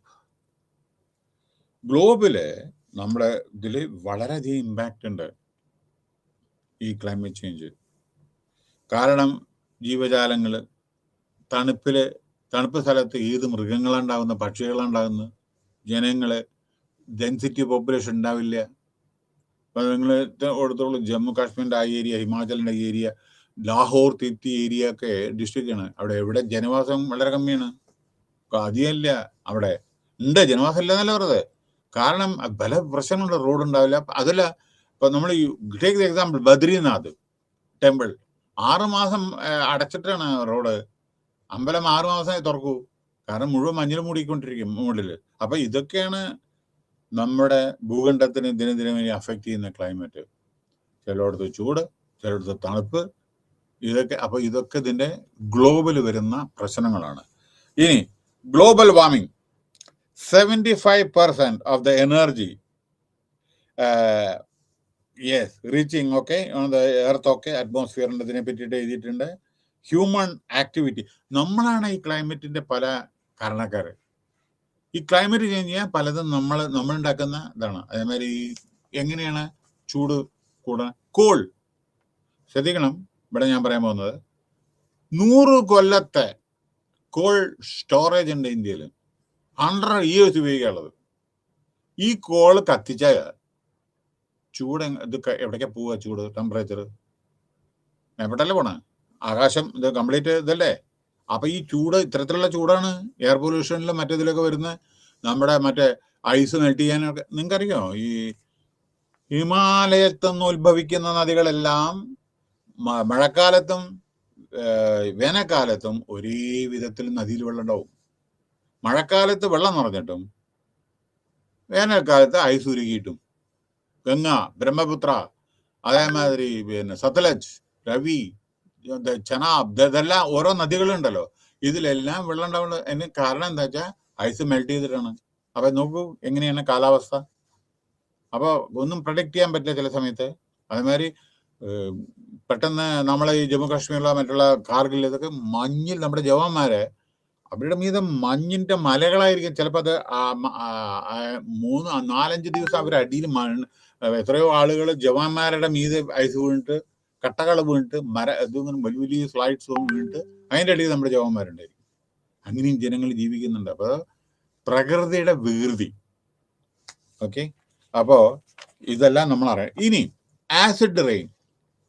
എന്താ ആസിഡ് റെയിൻ? നോക്കൂ, നമ്മുടെ നാച്ചുറൽ ഗ്യാസ്, പിന്നെ വേറെ ഗ്യാസ്, റിഫൈനറീസ്, എത്ര ഫർണസ് ഒന്ന് പോകണം മേപ്പെട്ട്, എണ്ണ ശുദ്ധീകരണശാല, ഇതെവിടേക്കാ പോണം? എയർ പൊല്യൂഷൻ അല്ലേ അത്? നമ്മുടെ ഗോതമ്പ്, നെല്ല് എടുത്തിട്ട് അതിന്റെ വയക്കോല് നമ്മളിതെല്ലാം കത്തിക്കുന്നില്ലേ, അതെവിടേക്കാ പോണം? മേപ്പെട്ടല്ലേ പോണം? ഇതെല്ലാം അപ്പൊ എല്ലായിടത്തും ഇല്ലെന്ന് ചോദിക്കണം. എല്ലായിടത്തും ഉണ്ട്. അതുകൊണ്ട് തന്നെയല്ലേ ഗ്ലോബലായിട്ട് വരുന്നത്. എല്ലായിടത്തും ഉണ്ട് ഈ പ്രശ്നങ്ങൾ. പാകിസ്ഥാനിലും ഉണ്ട്, അഫ്ഗാനിസ്ഥാനിലും ഒക്കെ ഉണ്ട്. അപ്പൊ നമ്മളിത് ശ്രദ്ധിക്കുന്നില്ല ചില സമയത്ത്. നിങ്ങൾക്കറിയോ, ഈ Delhi, it is one of the worst city in the world as regard air pollution is concerned. Number 1 ആയിരുന്നു, ഇപ്പൊ 10ാം സ്ഥാനമാണ്. വളരെയധികം പ്രിക്കോഷൻ എടുത്തിട്ട്, ട്രാൻസ്പോർട്ടും മറ്റേതൊക്കെ വളരെയധികം പ്രിക്കോഷൻ എടുത്തിട്ടുണ്ട് അവര്. പിന്നെ അതുകൊണ്ട് 10ാം സ്ഥാനത്തിലായി. വേസ്റ്റ് ആയിരുന്നു. എന്താ കാരണം? കാരണം അവരുടെ കുറ്റമല്ല. അവരുടെ കുറ്റം വാഹനങ്ങളെ കണ്ടമാനം. കാരണം ക്യാപിറ്റൽ സിറ്റിയാണ്. എല്ലാ സ്റ്റേറ്റിലത്തെയും ചീഫ് മിനിസ്റ്റർമാരും മറ്റേ ഇതൊക്കെ അവിടെ വന്നിട്ട് മുഴുവൻ വാഹനങ്ങളുടെ ഇതാണല്ലോ. പിന്നെ ഡൽഹി എയർപോർട്ട്, ഇതൊക്കെ അതിന്റെ പുറമെ ഇതല്ല, ഇതിനെക്കാളും വലിയ ഹരിയാന, രാജസ്ഥാൻ, പഞ്ചാബ്, ഈ സ്ഥലങ്ങളിൽ, UP, ഇവിടെ കൃഷി ചെയ്തിട്ട് അതെല്ലാം കത്തിച്ചു കളിയവര്. മറ്റേത് ഇതിന്റെ ഇതുണ്ടല്ലോ, അവശിഷ്ടം, നെല്ലും ഗോതമ്പൊക്കെ എടുത്തതിന് ശേഷം ആ കത്തിച്ചു കളഞ്ഞ മുഴുവൻ പുക അങ്ങോട്ട് ഡൽഹിക്കാ വരിക. അപ്പൊ ഡൽഹി കണ്ണു കാണില്ല. അങ്ങോട്ടും ഇങ്ങോട്ടും വാഹനങ്ങള് ചെന്ന് ഇടിക്കും, കണ്ണു കാണില്ല. കുട്ടികളുടെ സ്കൂളുകളുടെ ഹോളിഡേ ഡിക്ലെയർ ചെയ്യും പല പ്രാവശ്യവും. കാരണം ക്ലൈമറ്റ് പൊല്യൂഷൻ കൊണ്ട് മറിഞ്ഞുകൊണ്ടിരിക്കും ചില സമയത്ത്. നമ്മുടെ അടുത്തുള്ള ഡൽഹിയുടെ കാര്യമാണ് ഞാൻ പറയുന്നത് കേട്ടോ. ആസിഡ് റെയിൻ എന്ന് പറഞ്ഞാൽ natural gas, chemicals, sulphur dioxide, nitrogen oxide, ഇതെല്ലാം നമ്മൾ പ്രൊഡ്യൂസ് ചെയ്യുന്നുണ്ടല്ലോ. ആകാശത്തേക്ക് പോകുന്നു, കെമിക്കൽ ആവുന്നു. അത് കഴിഞ്ഞത് ചൂടുകൊണ്ട് അതിൻ്റെ സൾഫ്യൂരിക് ആസിഡ്, നൈട്രിക് ആസിഡ് ഇതൊക്കെ ഉണ്ടല്ലോ, അത് കംപ്ലീറ്റ് അത് ആസിഡ് റെയിനായിട്ട് പരിണമിക്കുന്നു. Okay, finally return to the ground. ആകാശത്ത് നിന്ന് കീഴ്പെട്ട് തന്നെ അത് വരുന്നു, അത് ആസിഡ് റെയിൻ ആയിട്ട് വരുന്നു. അതുകൊണ്ട് ഇനി അടുത്തത് ഓസോൺ ലെയർ ഡിപ്ലീഷൻ, ശുദ്ധവായു ഡിപ്ലീഷൻ. ശുദ്ധവായു എവിടെ കിട്ടുന്നത്? ശുദ്ധവായു ശുദ്ധജലം കിട്ടുന്നത് എവിടെ? വെള്ളം കിട്ടുന്നത് മുഴുവൻ അഡൾട്ടറേറ്റഡ് മറ്റു ഇതൊക്കെയാണ്. മനസ്സിലായില്ലേ പലതും. എവിടെ അറിയോ ഏറ്റവും നല്ല വെള്ളം കിട്ടുന്ന സ്ഥലം ലോകത്തില്? ചിലി. നമ്മുടെ കിട്ടുന്ന വെള്ളം ഭയങ്കര ഹൈലി പൊല്യൂട്ടഡ് ആണ്. ബോംബെ ആയിക്കോട്ടെ, ഡൽഹി ആയിക്കോട്ടെ, ഡൽഹിയിൽ യമുനൊക്കെ കണ്ടാൽ എല്ലായിടത്തും, ഞാൻ കൂടുതൽ പറയുന്നില്ല ഓരോ സ്ഥലത്തിൻ്റെ. അപ്പോൾ ഓസോൺ ലെയർ നമുക്ക് ശ്വസിക്കാനുള്ള ആ ഓക്സിജൻ മറ്റേ ഇതൊക്കെ ഉണ്ടല്ലോ, അതിന്റെ ഡിപ്ലീഷനാണ്. ലെവൽ കീപ്പട്ടെ, കാരണം ശ്വസിക്കാൻ പറ്റാത്ത സ്ഥിതിയാണ്. അതല്ല ആസ്മ രോഗമൊക്കെ വരണം. ചിലവരൊക്കെ ഡൽഹിയിൽ പോയിട്ട് താമസിക്കാൻ പറ്റില്ല, ആസ്മ രോഗികൾക്ക്. മനസ്സിലായില്ലേ? അതാണ് ശുദ്ധവായു ലഭിക്കായ ചിലയിടത്ത്. ഞാൻ ഈ ഡൽഹി എന്ന് പറഞ്ഞാൽ വിചാരിക്കുന്നത് ഡൽഹി മാത്രമേ ഉള്ളൂ, അങ്ങനെ പല സ്ഥലത്തും ഉണ്ട്. ഇനി ഞാൻ പറയുന്നതാണ് ഏറ്റവും ശ്രദ്ധിക്കേണ്ടത് കേട്ടോ. ഓസോൺ ലെയർ പിന്നെ ഇതൊക്കെ നിങ്ങൾക്ക് അറിയാം ബേസിക്കലി. ഇനി ഞാൻ പറയാൻ പോകുന്നത് nuclear accident and nuclear holocaust. ഇതാണ് വളരെ ശ്രദ്ധിക്കേണ്ടത്. മനസ്സിലായോ? ഈ ന്യൂക്ലിയറിന്റെ എന്തെങ്കിലും അപകടങ്ങൾ പറ്റിയിട്ടുണ്ടെങ്കിൽ റേഡിയോ ആക്ടിവിറ്റി ഉണ്ടാവും. അത് ഡെത്ത് മാത്രമല്ല, അതായത് single nuclear accident cause loss of life, long term illness, okay, destruction of property, okay, large scale disorders, കയ്യിനും കാലിനും ശേഷിയുണ്ടാവില്ല, മരണം. അതിൻ്റെ പുറമെ ഡീക്കേഡ്സ് ആഫ്റ്റർ, ഇതാണ് ശ്രദ്ധിക്കേണ്ടത്. ഈ വീട്ടിലൊരു കുടുംബത്തിലോ ഇത് അഫക്റ്റ് ചെയ്തിട്ടുണ്ടെങ്കിൽ ജനറേഷൻ ടു കം ഇത് ബാധിക്കും. ഇതാണ് ഇവിടെ ശ്രദ്ധിക്കേണ്ടത്. ന്യൂക്ലിയർ ആക്സിഡന്റില് നിങ്ങൾ മാത്രമല്ല മരിക്കുക, നിങ്ങളുടെ കുടുംബമെല്ലാം മരിക്കുക. അതായത് ആ ഇത് മറ്റേ ജനറേഷൻ ബൈ ജനറേഷൻ അത് അഫക്റ്റ് ചെയ്യും. നമ്മുടെ ഇന്ത്യയിലെ അനവധി ന്യൂക്ലിയർ പ്ലാന്റ്സ് ഉണ്ട്. ഞാനിത് നമ്മുടെ ഇന്ത്യന് നമ്മുടെ 4 പുറം നമുക്ക് ന്യൂക്ലിയർ ഇതാണ്, പാകിസ്ഥാനും ചൈനയ്ക്ക്. പക്ഷെ നമ്മൾ ശ്രദ്ധിക്കേണ്ടത് നമ്മുടെ ന്യൂക്ലിയർ റിസർച്ച് സെന്റർ, റിയാക്ടേഴ്സ് ഉണ്ട്, ഇതുണ്ട് സെന്റർ, കക്രപ്പാറ, താരാപൂർ, നറോറ, അങ്ങനെ. ഇപ്പൊ anyway I am not going to discuss all these things, though I have worked in these companies actually department of atomic energy ഒക്കെ നന്നായിട്ട് എനിക്ക് അറിയാവുന്നതാണ്. ഞാൻ ഡിസ്ക്ലോസ് ചെയ്യുന്നില്ല ഓരോ കാര്യങ്ങൾ. ഇതിലെ അനവധി റിയാക്ടർ ഇതുണ്ട്, നമ്മുടെ ന്യൂക്ലിയർ പവർ പ്ലാന്റ്സ് ഉണ്ട്. വളരെ സെക്യൂരിറ്റി ഉള്ളതാണ് നമ്മുടെയൊക്കെ, വളരെ മോഡേൺ സേഫ്റ്റി, ഇന്റർനാഷണൽ അറ്റോമിക് എനർജിയുടെ റൂൾസ് ഫോളോ ചെയ്യുന്നതാണ്. ഒരു വിധത്തിലും ആക്സിഡന്റ് സംഭവിക്കാതെ, അതിൻ്റെ വേസ്റ്റ് നമ്മുടെ കടലിലേക്ക് പതിയാതെ. കാരണം അതിൻ്റെ വേസ്റ്റ് കടലിലേക്കൊക്കെ വിട്ടിട്ടുണ്ടെങ്കിൽ മത്സ്യത്തിൻ്റെ നിറം, മീനിൻ്റെ നിറം റെഡായിരിക്കും. ആ റെഡ് മീൻ വീട്ടിൽ കൊണ്ടുവന്ന് കഴിച്ചാൽ ഗർഭിണികൾ 6 മാസം തന്നെ ആകുമ്പോഴേക്ക് കുട്ടി ശരീരത്തിൽ വെച്ച് അതിന് വയറ്റിൻ്റെ ഉള്ളിൽ, അതേമാതിരി അനവധി കുട്ടികളുടെ മഹാരോഗങ്ങൾ, കണ്ണ്, ചെറിയ കണ്ണ്, വീർത്ത് മൂത്ത്, ചോന്ന തൊലി, അതേമാതിരി സ്കിന്നിൻ്റെ പ്രശ്നങ്ങൾ, ചുണ്ടുകളെല്ലാം വിടർന്ന്, അങ്ങനെ അനവധി പ്രശ്നങ്ങൾ ഉണ്ടാക്കിയത്. അത് നിങ്ങൾക്ക് മാത്രമല്ല, അച്ഛന് മാത്രമല്ല, മകനും പറ്റും, മകന്റെ മകനും പറ്റും, അങ്ങനെയൊക്കെ വരും. അപ്പോൾ ന്യൂക്ലിയർ അതല്ലേ നാഗസാക്കി, ഹിരോഷിമ, ഓഫ് കോഴ്സ് അവിടെ വേറെയാണ് സംഭവിച്ചത്. അതിനേക്കാളും കൂടുതൽ ഡേഞ്ചറസ് ആയിരിക്കും ന്യൂക്ലിയർ. അപ്പൊ അതുകൊണ്ട് നമ്മൾ വളരെ ശ്രദ്ധാപൂർവം നമ്മൾ ചെയ്യണം. അപ്പോൾ ഇവിടെ മരണം, റേഡിയോ ആക്ടിവിറ്റിയുടെ, ക്യാൻസർ, ജനറിക് ഡിസോർഡർ, ഡെത്ത്, പിന്നെ ഡിക്കേഡ്സ് ഓഫ് ഇത് അഫക്റ്റ് ചെയ്യുന്നതാണ്. ജനറേഷൻ ബൈ ജനറേഷൻ അഫക്റ്റ് ചെയ്യുന്നത് ഇതിനെ പറ്റി. പിന്നെ അപ്പോൾ ന്യൂക്ലിയർ ആക്സിഡന്റ് വേണ്ടി. ഇനി ക്ലൈമറ്റ് വൾണറബിലിറ്റി പറയേണ്ട ആവശ്യമില്ലല്ലോ. വൾണറബിലിറ്റി നമ്മുടെ പലതും, ചില ഓരോന്നും വൾണറബിലിറ്റി. ഹെർത്ത് കേക്ക് ആയിക്കോട്ടെ ചില ഏരിയ അതായിരിക്കും, ബ്ലഡ് ആയിക്കോട്ടെ ചില ഏരിയ ഉണ്ടാവും. അങ്ങനെ വൾണറബിലിറ്റി ഇതിനെ പറ്റി ഞാൻ കൂടുതൽ പറയാനുള്ള കുറേ പറഞ്ഞതാണ്. അപ്പം നാഷണൽ കോണ്ടക്സ്റ്റിനെ പറ്റിയിട്ട് ഞാൻ പറയാനുള്ളത്, നമ്മുടെ India 63% of India drought prone ആണ്. നമ്മുടെ 63% ഡ്രോട്ട് പ്രോൺ, 12% ഫ്ലഡ് പ്രോൺ, 68% നമ്മുടെ ഡ്രൈ ഏരിയയാണ്, 12% ഫ്ലഡ് ഏരിയയാണ്, സൈക്ലോൺ അതൊക്കെ ഉണ്ടാവുന്നതാണ്. അപ്പൊ അതുകൊണ്ട് നമ്മുടെ ഫിഷറീസും മറ്റേ ഇതും അഗ്രികൾച്ചറും ഇതൊക്കെ അഫക്റ്റ് ചെയ്യുന്നതാണ്. ഫോറസ്റ്റ്, ടൂറിസം, അനിമൽ ഹസ്ബൻഡറി, ഇതൊക്കെ നമ്മൾ നാഷണൽ കോണ്ടെക്സ്റ്റ് പറഞ്ഞ ഇന്ത്യയുടെ ഇത് നോക്കുമ്പോൾ നമ്മൾ അഫക്റ്റ് ചെയ്യുന്നതാണ്. ഓക്കെ, അടുത്തത് change, vulnerability, hotspot, climate change. നോക്കൂ, നമ്മുടെ ബ്രഹ്മപുത്ര ഡെൽറ്റ, അതേമാതിരി മഹാനദി, കൃഷ്ണ, ഗോദാവരി, അതേമാതിരി അതിൻ്റെ ഡെൽറ്റ കൺസിഡേർഡ് ഓൺലി ഫോർ ഓരോരോ അതിൻ്റെ ഏരിയയില് അതിൻ്റെ ചില, അതായത് അവിടുത്തെ വൾണറബിലിറ്റി ഹോട്ട്സ്പോട്ടാണ്. ക്ലൈമറ്റിന്റെ ചില ഇത് സംഭവിക്കും, ഇന്ന സ്ഥലങ്ങളിൽ സംഭവിക്കും. അതേമാതിരി അത്തരത്തിലുള്ള ചില ഏരിയാസ് ഉണ്ട്. കാരണം നമ്മൾ ഇപ്പോഴും പേടിക്കേണ്ടത് മഹാനദിയുടെ കൃഷ്ണ, ഗോദാവരി, അതേമാതിരി ചില west cost, Ganga, Brahmaputra delta, അവിടെയൊക്കെ ചിലപ്പോൾ ഇതേമാതിരി അപകടങ്ങൾ വരാനുള്ള ചാൻസ് ഉണ്ട്. ഇന്ത്യൻ ഹിമാലയൻ റീജിയൻ, ഇവിടെ വേറെ ഞാൻ പറഞ്ഞു കഴിഞ്ഞു. ഹിമാലയത്തിന്റെ ഒന്ന് ഐസ്, രണ്ടാമത് എർത്ത് പ്രോൺ ഏരിയയാണ്. നമ്മുടെ പീഠഭൂമി, അതായത് ചില സമയത്ത് നമ്മുടെ ക്രാഷ് ചെയ്തുകൊണ്ടിരിക്കുകയാണ് ലാൻഡ്. അപ്പോൾ ഭൂമി കുലുക്കുണ്ടാകുമ്പോൾ നമ്മുടെ ചില പ്ലേറ്റ് കുറച്ച് സ്ലോപ്പായിട്ട് വരികയാണ്. അതാണ് ഈ ഹിമാലയൻ റീജിയന്റെ പ്രത്യേകത. അപ്പോൾ ക്ലൈമറ്റ് ചേഞ്ച് അഡാപ്റ്റേഷൻ നമ്മൾ അപ്പോൾ എവിടെയാണ് ഇത് വരുന്നത്, അഡാപ്റ്റേഷൻ എത്തരത്തിൽ സംഭവിക്കുന്നു, അതേമാതിരി നമ്മളത് കണ്ടുപിടിക്കണം. അതേ പ്രകാരം നമ്മളത് ഈ ഐഡന്റിഫൈയിങ് അഡാപ്റ്റേഷൻ ഓപ്ഷൻസ്, പിന്നെ അപ്രൈസിങ് അഡാപ്റ്റേഷൻ, ജനങ്ങളെ അവയർനെസ് കൊടുക്കണം, പ്ലാനിങ് ചെയ്യണം, ഇംപ്ലിമെന്റ് ചെയ്യണം. ഇപ്പൊ പ്ലാനിങ് ഹിമാലയത്തിന്റെ അവിടെ നിങ്ങൾ ഡാമൊന്നും കെട്ടരുത്, അവിടെ വലിയ വലിയ ബിൽഡിംഗ് കെട്ടരുത്, കംപ്ലീറ്റ് ഇടിഞ്ഞു വീഴാനുള്ള സ്ഥലം, സ്ലോപ്പിംഗ്, ഇതാണ് അവിടെ. ക്ലൈമറ്റിക് ഇത് വളരെ വളരെ സെൻസിറ്റീവ് ആണ്.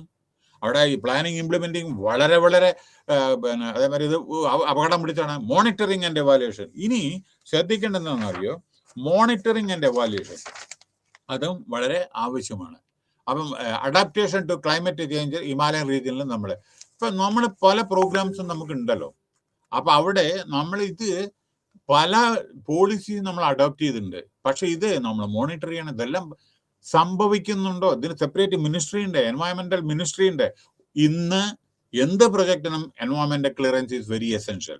എല്ലാ പ്രൊജക്റ്റിനും നിങ്ങളൊരു സ്കൈ വാക്ക് ആയിക്കോട്ടെ, വേറെ എന്തെങ്കിലും ആയിക്കോട്ടെ, വല്ല ബിൽഡിംഗ് പണി ആയിക്കോട്ടെ, ടവർ ബിൽഡിംഗ് ആയിക്കോട്ടെ, റോഡ്, ഹൈവേ, നാഷണൽ, എല്ലാം, ഈവൻ നമ്മുടെ തെർമൽ പവർ പ്ലാന്റ്, അതേപോലെ ന്യൂക്ലിയർ പവർ പ്ലാന്റ്, എല്ലാം ക്ലിയറൻസ് വേണം. അതിന്റെ കാരണം ഇതന്നെ.